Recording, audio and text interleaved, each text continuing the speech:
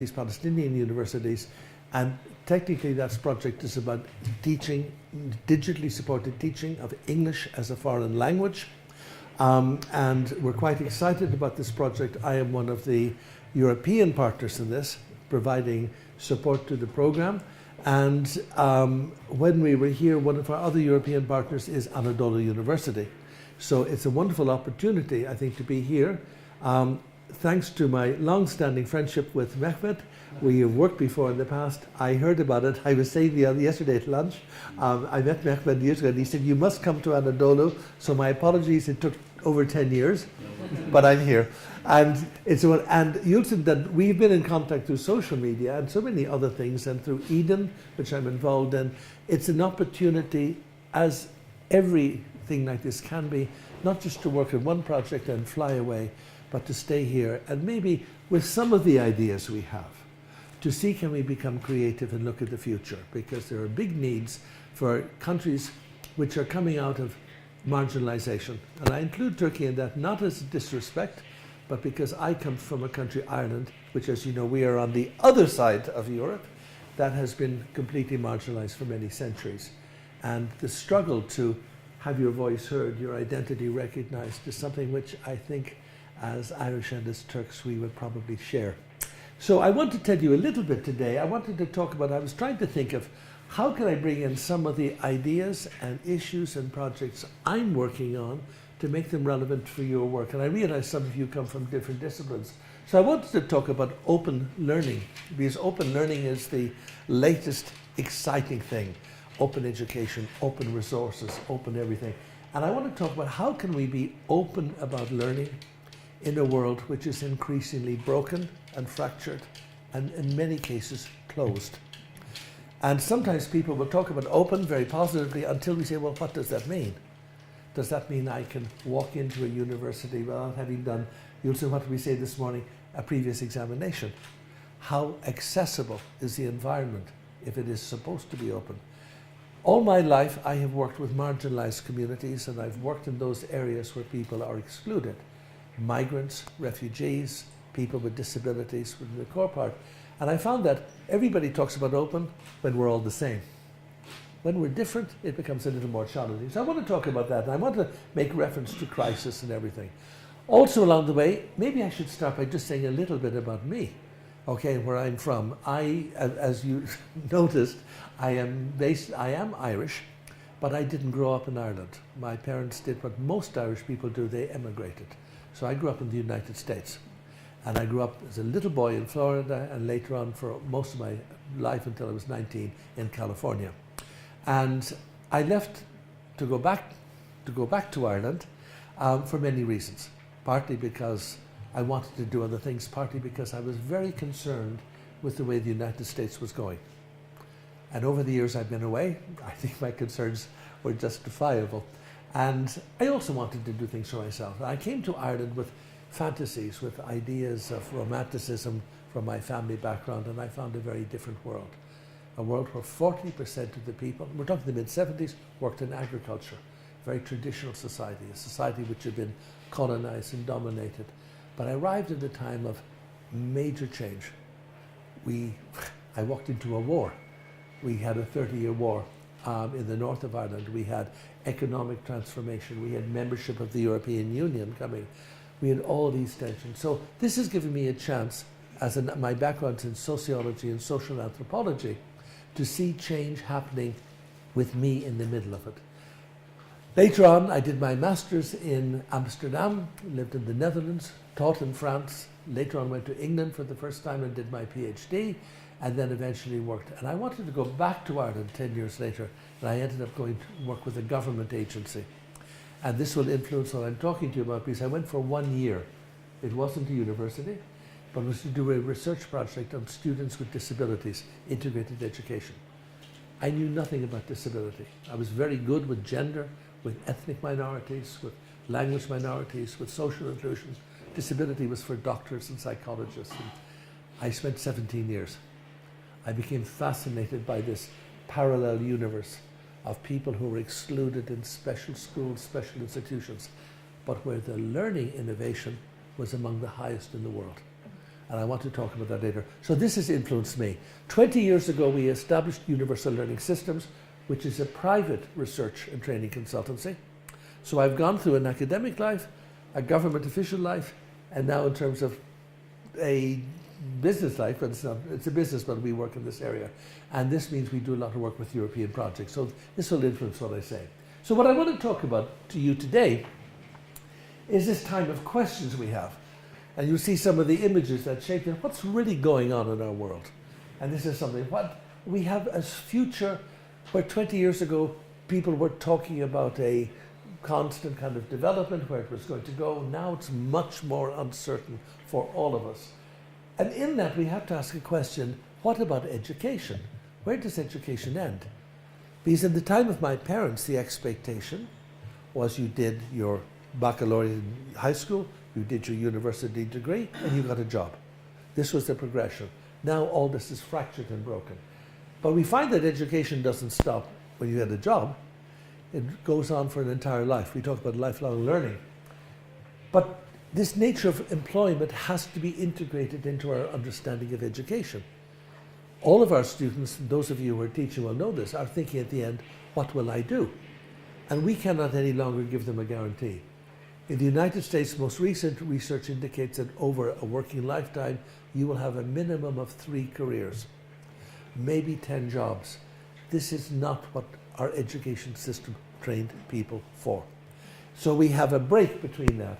So what is this new labor market? And much of the work I do now is bringing education and training into the workplace. I do a lot of workplace learning. And I find, for those of you that have been frustrated with teaching, people at work who want to learn are much better because they're motivated. But we have to adapt the workplace to understand that learning. But there are other questions. What are we learning and how are we learning it? Why are we learning it? And this brings us up to the value. Because if this is a time of change and fracture, there's a lot of things for us to look at and think about. And I think the photographs speak for themselves. So I thought I'd start with a poem.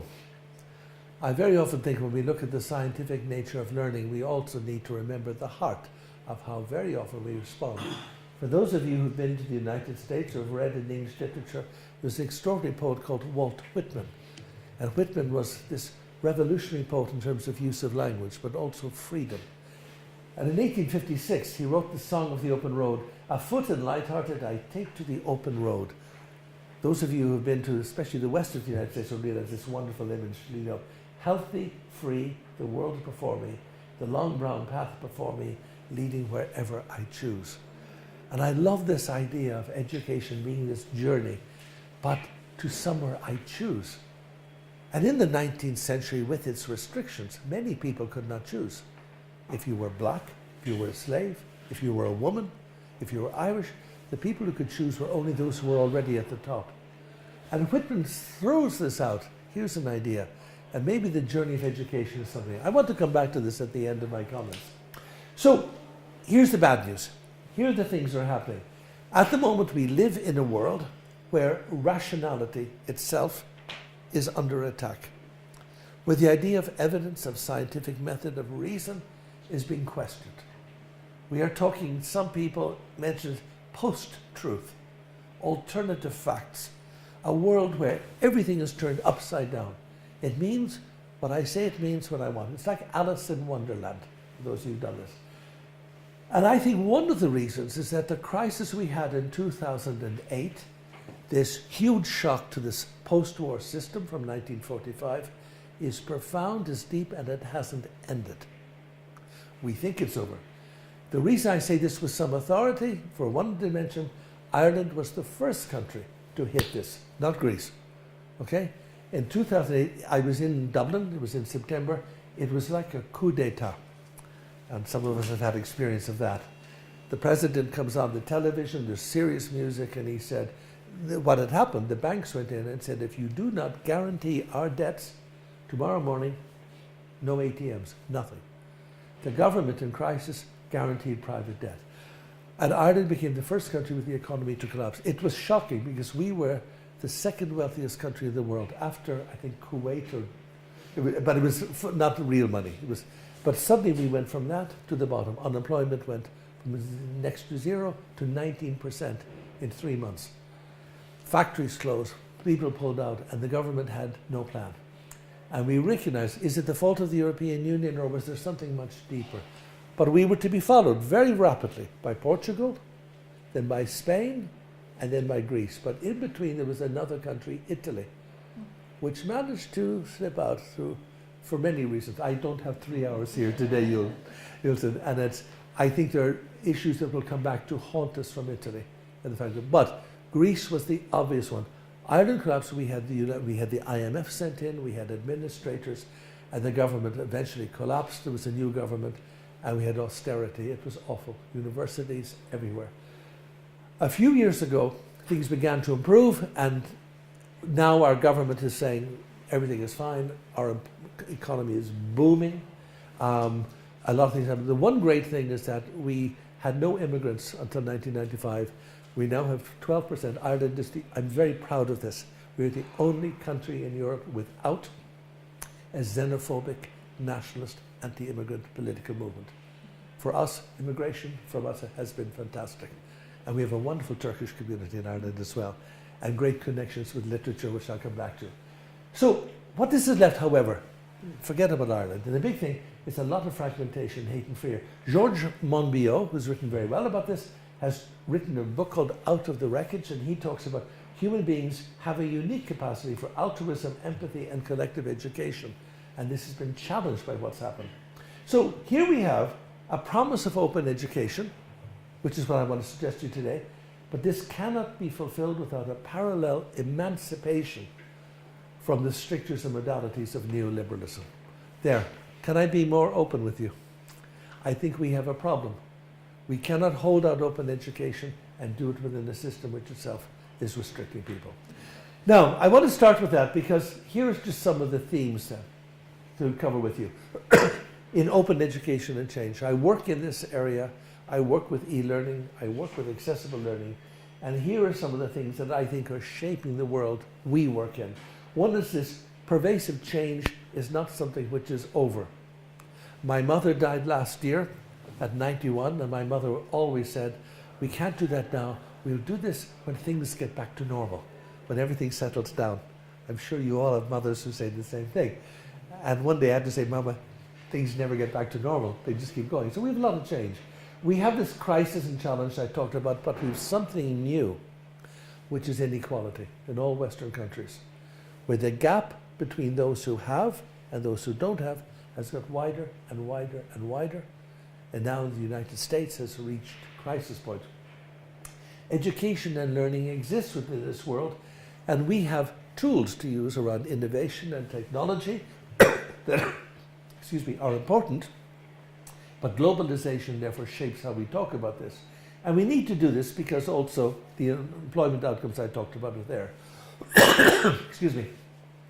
In 1994, the OECD produced a report called Anticipating the Future, and the job study, and they talked, this was, now look, this is 5 years ago, and they said we needed policy change, flexibility, entrepreneurship, internationalization, technology. People knew this in 1994. Here's our future, 25 years later. The potential provision of universal schooling is now realized. Internationalization we talked about then is now the norm, not the exception. The technology is indeed pervasive, but it's unevenly accessible. Flexibility is everywhere. You asked for this in your work, in your jobs, but flexibility can also be a tool used in different ways. Entrepreneurship, I love the idea, but what does it mean? Does it mean the man who owns Ryanair? Okay? Or does it mean, can you be a social entrepreneur? And there are many different things like that. Policy, shaping or copying, and again, this issue. So that's our future.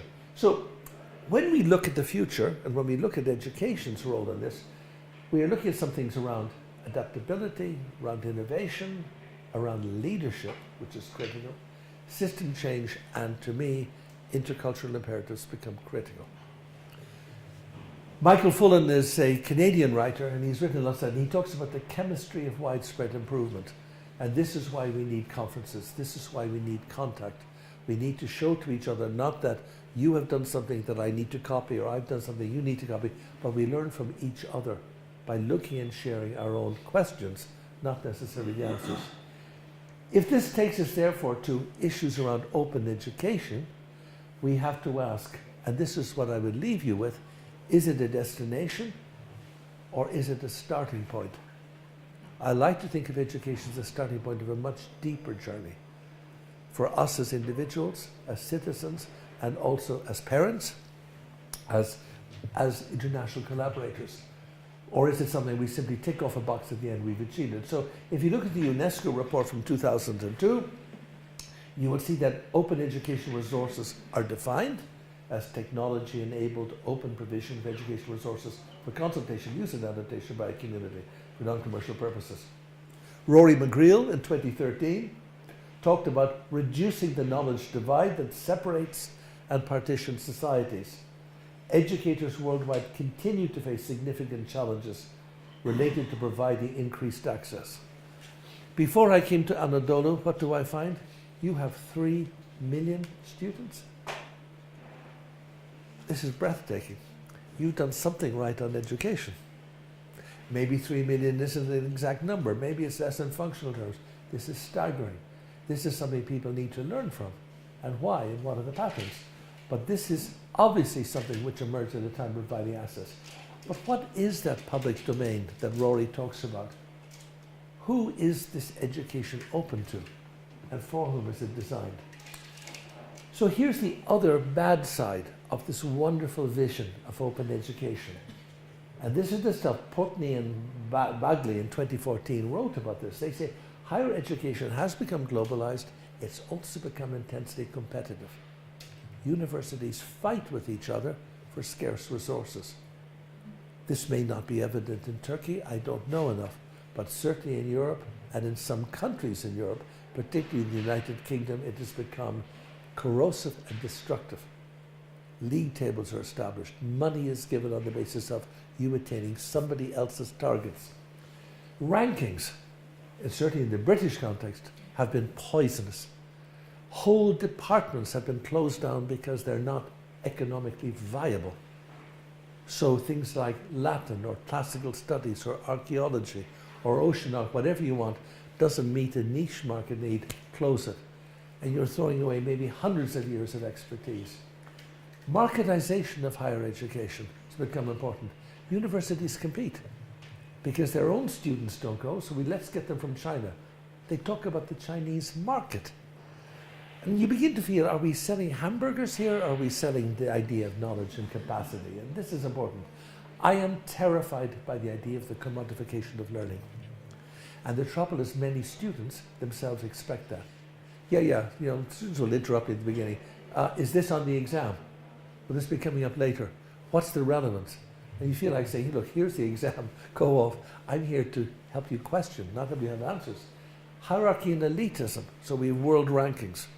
Everybody wants to be Oxford or Yale, or Harvard, I should say, okay? And this completely dismisses the reality for 95% of the higher education. Mergers and acquisitions. In our own project upstairs, I have great joy telling people the standard for English language learning at Cambridge University examinations, the Cambridge University English Foreign Language Program is not owned by Cambridge University. 9 years ago, it was sold to an Indian entrepreneur. It's an Indian PLC. And people are out there saying, Mama, look, I have my Cambridge cert. I'm from Cambridge. From an Indian company. These are the realities of publishing. So we have to think. And this brings me back to ideas. Where's social justice in this? Where's the voice of people that need this education? Where's our role as academics being shaped by these people? So I think there's a lot of other things that we can talk about. There are things like education which is innovative and sustainable, that talks about learning being learner-centered. It talks about competence. I have so many people, and especially if you work in Taiwan, but look, I have all my certificates, but what can you do? Can you speak English? Can you be adaptable? No. Community-focused, and our communities are changing from rural to urban. This is the first time in human history more of us live in cities than live in the country. the technology, international thing, we become international by the reality of who we are, and finding things like, can we learn collaboratively? I love the idea of working across different disciplines, of working in different countries, different areas. And to me, the Holy Grail, curiosity. Why is the sky blue?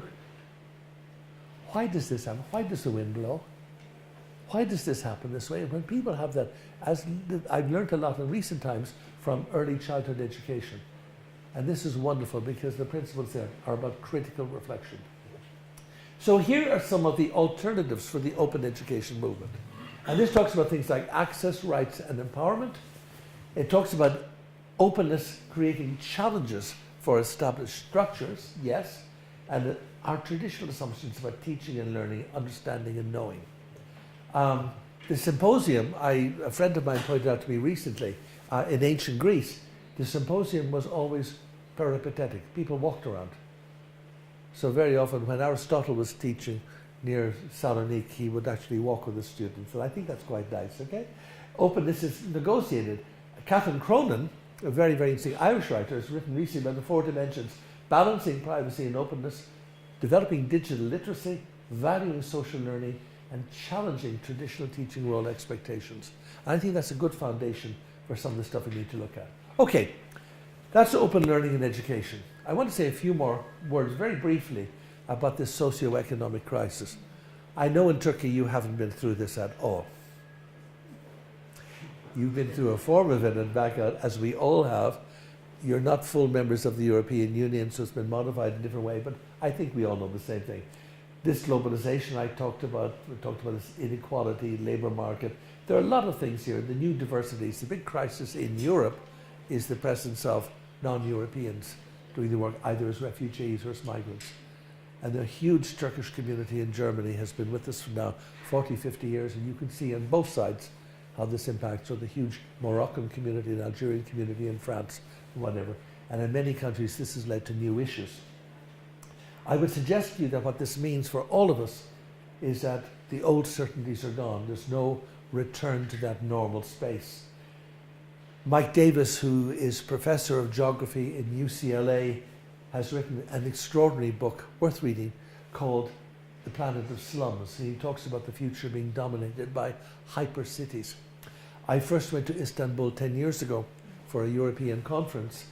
All my life since I was a little boy, I dreamed of going to Istanbul because of its history and its power, its image from New Rome, from Byzantium to New Rome to Istanbul. And my guidebook told me Istanbul had 3.5 million people. And coming in from the airport, I look at him saying, it's not 3.5 million people here. So I asked one of my Turkish colleagues the next morning, I said, how many people live here? He laughed, he said, that's the official figure. The reality is 17 to 20 million. I would say maybe 25 million. This is the norm for our world. Mexico City now is now 40 million. Oof. Okay. Shanghai is 30 million. I work in Beijing, it's 26 million. Shenzhen, which is on the border with Hong Kong, Shenzhen has 19 million. Why is this important? 25 years ago, Shenzhen did not exist. So in 25 years, 25 million people. People living in these huge spaces are connected, and they're connected by technology. They are already learning, but they're learning in ways we have not incorporated into what we do. So this is why I think a lot of issues come up for us. This accelerated change is now a constant. China is highly aware of this. This is why Google is forbidden. We'll do a Chinese Google. Because suddenly while this technology is taking us into new areas, there are limits, or are there? So this connectedness, this information explosion, means the students come to us with very different expectations. And this brings me back to open education and the idea to move beyond talk, blah, blah, blah, into real issues. We need to demystify. We need to talk about open education also being connected with access for non-traditional learners, or a new form of learner we've never seen before, but also citizenship. Okay, taking that part. And I think this is a bridge. I love the idea of open. I hear about open like being a swimming pool and we all throw our materials into it and get it. I prefer to have the bridge.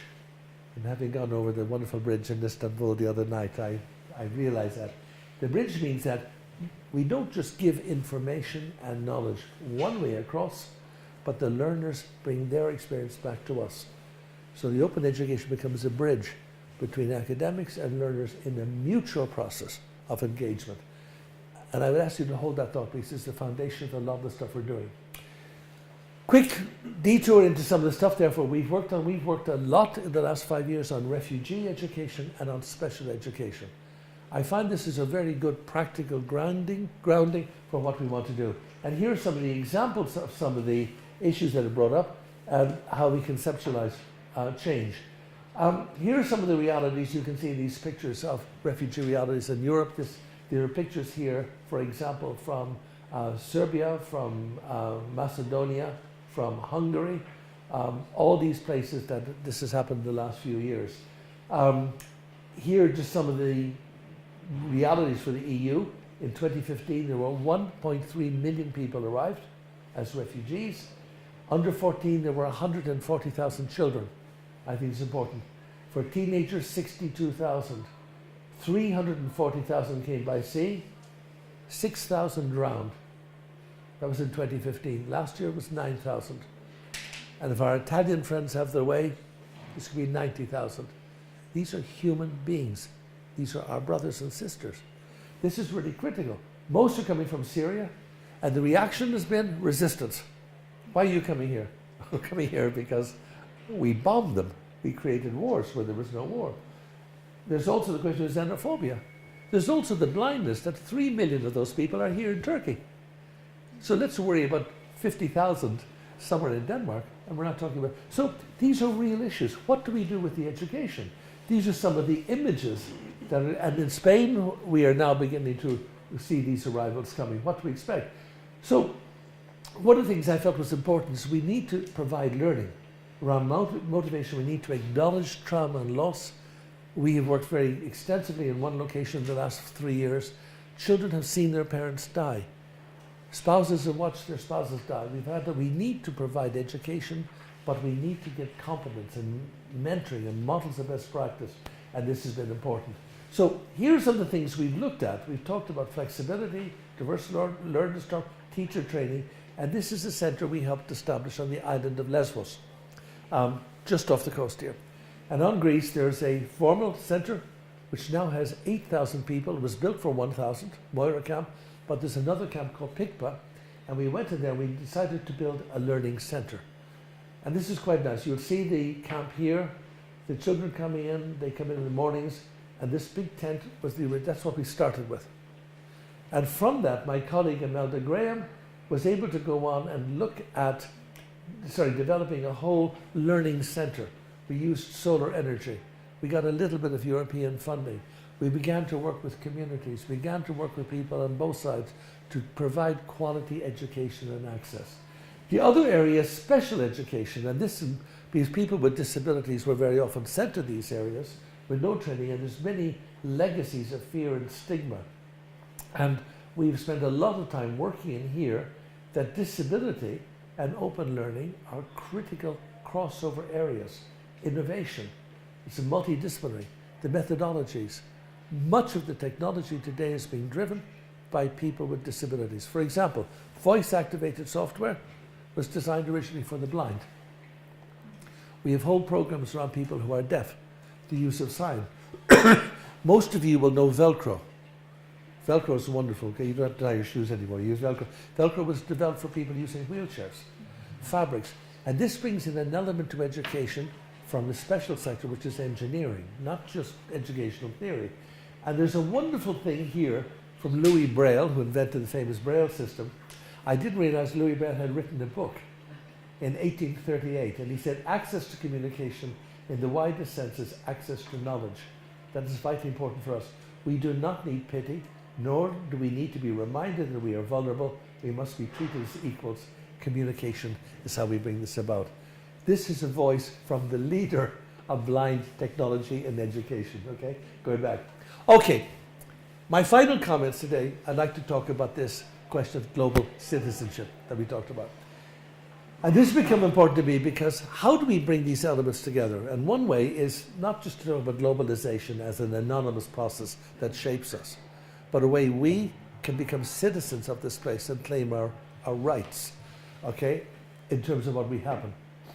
I am responsible for your needs as you are responsible for mine. This is the foundation of human rights, by the way.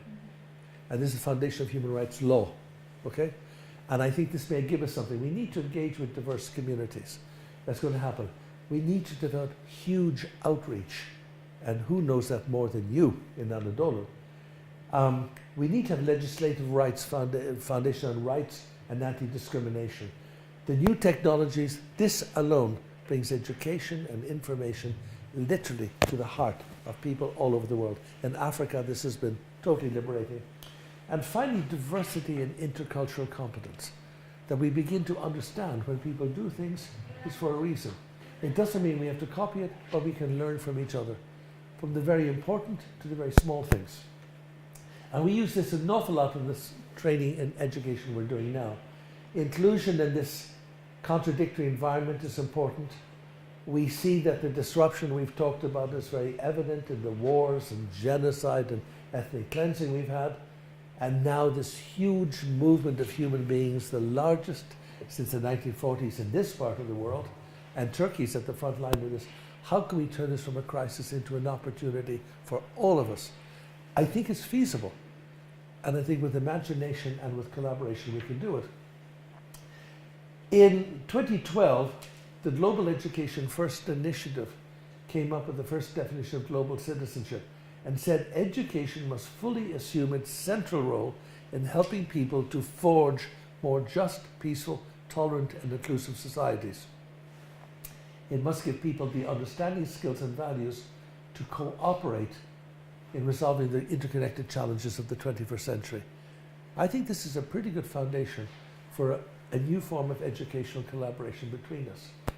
And this means that rights and obligations form new forms of post-national citizenship. We don't stop being Turkish. But we were saying the other day, Yulson, what does it mean to be Turkish? I don't know what it means to be Irish. It's actually quite diverse. When I'm doing intercultural training in Ireland, I don't start off by talking about other cultures. I ask the Irish students, who are you? Define who you are. Nobody agrees. And this is what, if we don't know who we are, how can we talk about who other people are? So this is a good way for us to start looking at our learning. Global citizenship means that we're reacting to globalization by saying this is not something that determines my life. I can shape it. I can have power within this, okay?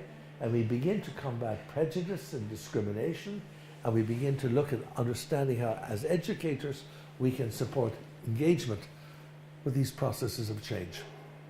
Okay, what does this mean for us? What's the future? I think we need excellence, but excellence goes beyond quality measurement systems, especially commercial ones run by other companies. I think diversity and equality become central to what we're doing. I think gender is something we can't avoid anymore. I think the central importance of the role of women has been critical for adult education and is becoming more critical in the future all over the world.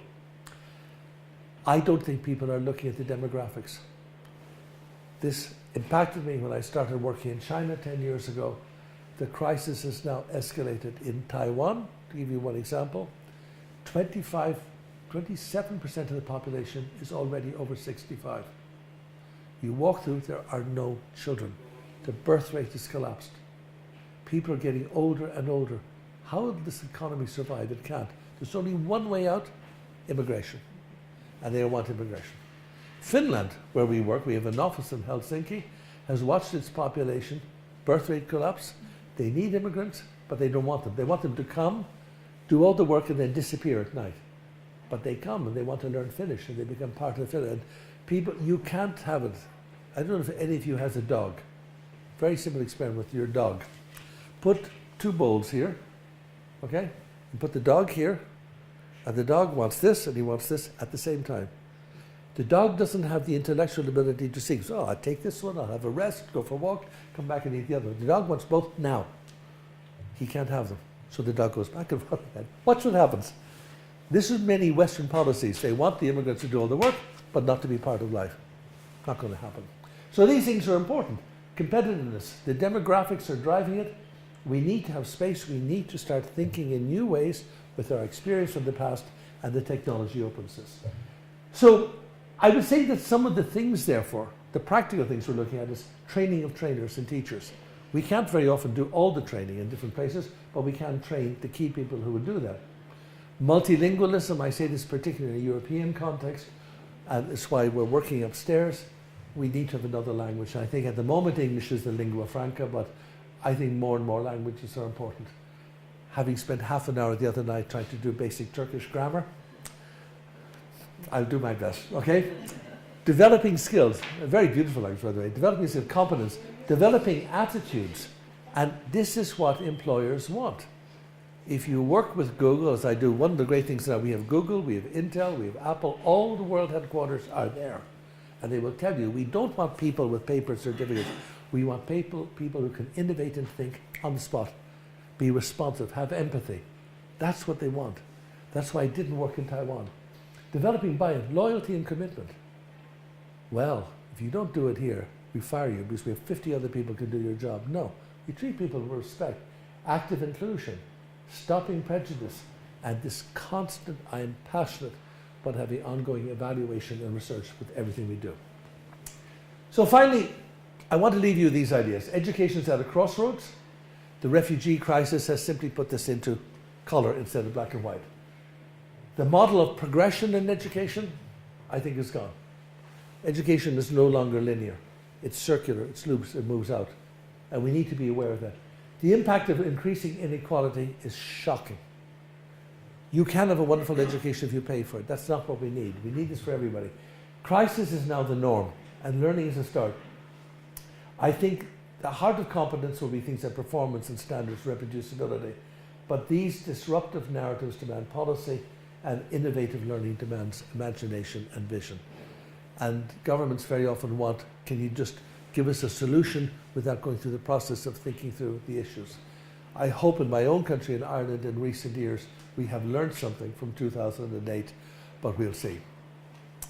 So I found this, I have a great love for the work of Orhan Pamuk. Maybe you don't. I'm not sure that translation into Turkish is particularly good, because I couldn't find the original, but his first international literary award was in Dublin, the Dublin Literary Prize.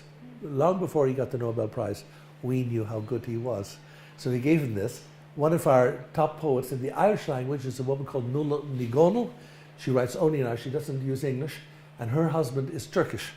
He's a Turkish translator, so we have a huge amount of Turkish literature and literature in Irish, not in English, translated by.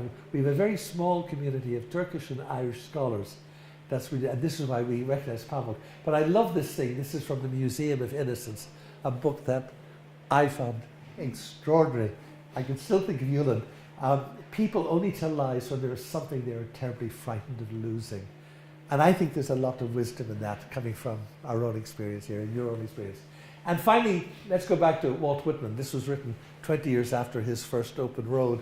And he said, we can wait no longer. We too take ship or so. Joyous we too launch on the trackless seas. Fearless for unknown shores.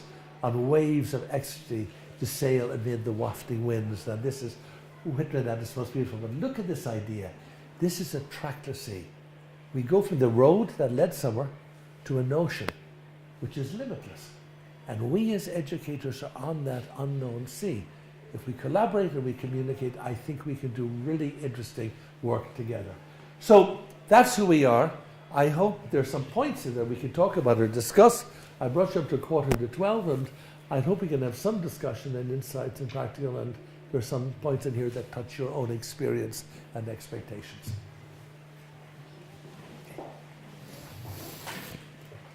What do you think about the mega open universities future? Do you have anyone in particular you would be thinking about? Like Anadolu University, like the British one? We'll start the college.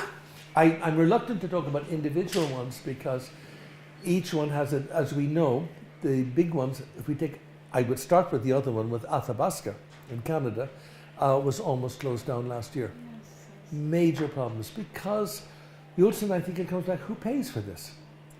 And Athabasca has made extraordinary progress, some wonderful people there, but there were issues between the provincial government, the federal government, and the stakeholders. In the United States, open learning, distance learning hasn't taken off as much. The technology to do it has, but you don't have that because the issues, that may change. The British pioneered it with the Open University, but it's under severe threat now. There may be hope for countries outside the metropolitan core to reimagine it. I mean, the original idea was to provide access. I think there's a role. When I hear 3 million students, I go, whoop. But you've already had some reorganization, I understand, and splitting and administrative stuff.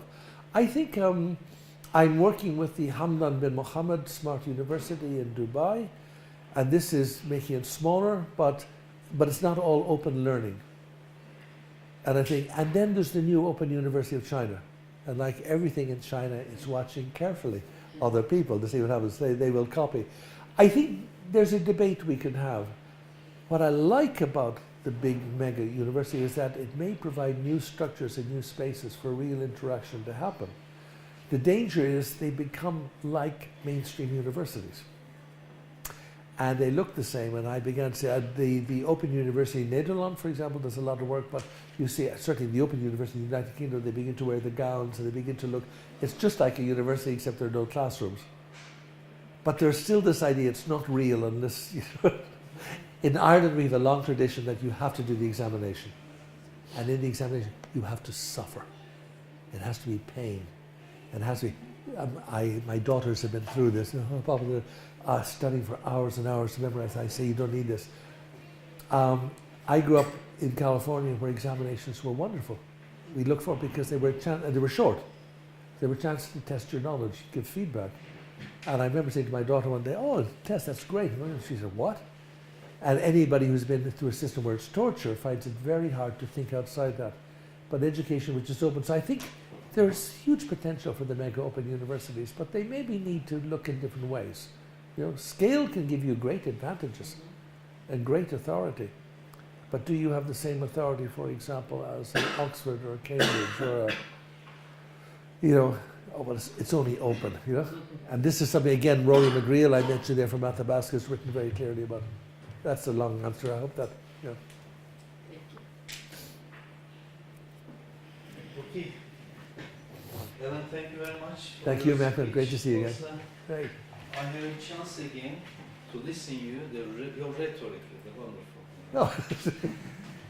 It's great to see you. You know, that's Turkish literature. Right? Well, if we can do that, we will do it. All right. Great to see you. This is a small things for you. From Oh, you're our so wonderful. university. You can remember us. Oh, thank you. I will never forget you. Yeah, All right. thank you. Thank you. Thank you. Thank you. Wonderful. Thank you. That's lovely. Thank you. And then I've also, just to say, I've left my email there. I am contactable, as you know, 20